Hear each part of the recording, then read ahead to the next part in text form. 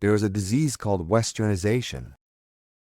This has infected folks in the middle of the Middle East. In the Middle East, there is theology, religion, and nationality, like it or not. That's the truth. That's the DNA of the Middle East. If you're going to buy a computer, that computer has a booklet that teaches us how to operate it.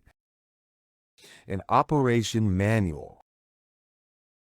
As much as we like this device, we need to operate on the basis of this operating manual.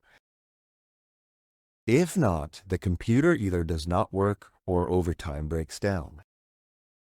In the Middle East, Arabic is spoken, Persian, Turkish, and possibly involving Russian on the Soviet side. We can't speak Western in the Middle East. Here the values are different, the worldview is different, and to understand and to defeat the enemy, first of all, you need to learn it. To study it, you need to know what the Hamas Charter is. You need to know what the PLO Charter is and what is the difference between them. I want to give an example from the Israeli political right. Under Benjamin Netanyahu, we became one of the top 10 countries in terms of economic strength. And why? Because he is a capitalist, an American who knows how economics breathes and works, and it's natural that would bring the state of Israel into the top 10 places in the world economically. However, he takes this worldview and applies it to Gaza. The political left also does this about Gaza, thinking that if we give economic incentives like 5 more kilometers of fishing space and let more Qatari monies pour in, or if we bring more workers from Gaza into Israel and provide for them, we are pleasing them economically, and therefore quiet and peace will exist. Because our capitalist Western worldview puzzles us to act in the method we believe in and try to influence our enemy. But the enemy doesn't work by our worldviews. The enemy works by the enemy's operation manual. So I once again have to go to the manual. Now, if I'm a Westerner, a thinking man, a more enlightened man, who wants to be the guiding light to everybody, and I'm dismissive of this manual, I have failed to assess the situation properly. This so-called enlightened cultural arrogance, which we apply in ignorance, is causing our misunderstanding of this situation. We believe in the values of the Western world, what we call human dignity, liberty, and morality.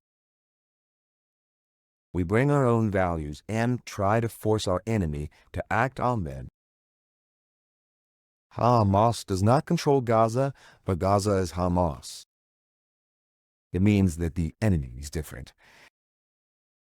The enemy is not the Hamas establishment, but the enemy is a territory with 3 million civilians. Now we have to treat those 3 million as an enemy. And it collides our morals. Can we go and bomb them from A to Z because they're all enemies? But we live in a country, you see, that can't even think in those terms. In the Middle East, God is the most significant factor. For example, the Iranian Shia Muslims go on their journey in '68. Khomeini delivers a speech promising the Mahdi returns.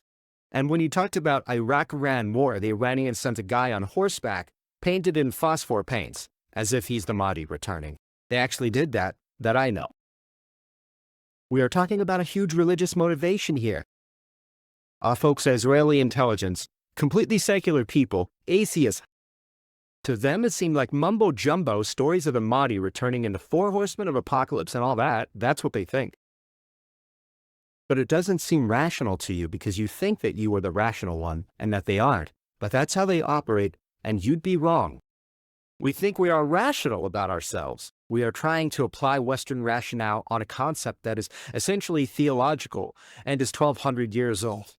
They know how to make the adjustments to rationality, but we don't realize that it won't work the other way around to theology. I want to give another example. In World War II, many millions have died.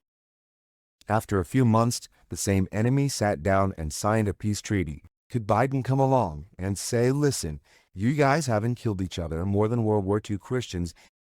So can we reach a peace agreement? Here's the borderline. Share between you two. And peace for Israel. But a Jew comes in and says, wait, what am I letting go of here? This is the cave of the patriarchs. 2,000 years ago, my ancestors purchased with their money. Muslims come and say, why would I sign a peace treaty here? It is the Al-Aqsa Mosque. The horse of the Prophet Muhammad went up into the sky from here. Now, Americans in a Western conception look at this Jew who brings up 3,000 years ago and a Muslim who brings up a horse of the Prophet Muhammad flew into the sky. What will they say? Crazies. But no one here is crazy. The American analyzes it from a Western culture worldview, and Jews and Muslims believe in a theological worldview. And this is affecting our assessment of the situation. Every intelligence and political assessment made by the United States falls into the same trap. They thought they brought down Saddam Hussein, and they did. They sent the Iraqi nation, in a very enlightened way, to the polling stations. At the end, Iranians took over Iraq. Then Hillary Clinton, in the same famous speech, exclaimed that how could they have gone to the Iranians even though we saved them from a dictator? Mubarak in Egypt was the same thing. They sent the Egyptian nation to the polls. The Muslim Brothers, an extreme group. We left Gaza and evacuated our people in 2005, gave them land on a silver platter, and they went to the polling station. Who did they elect? Wait, who facilitated the elections in Gaza in 2007? The Americans. George Bush. Therefore, we need to assess the situation correctly. Once you come up with a platter of Westernization to the Middle East, where it's all theology, it doesn't work. It's not the same language.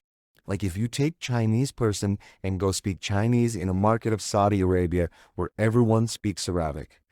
It is impossible to provide a good situation assessment once you are operating in a different mindset. In the Western method, you can't beat these kinds of enemies.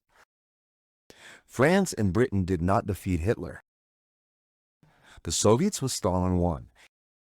Qasem Soleimani, commander of the Iranian forces, the liberal world did not eliminate. Trumpists did that. To destroy, to defeat a cruel enemy, one has to be more cruel.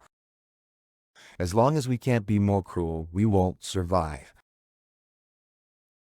Factually, a bunch of barefooted, uneducated, with a few bulldozers and a neighborhood party, schooled our defense forces on October 7th in the morning.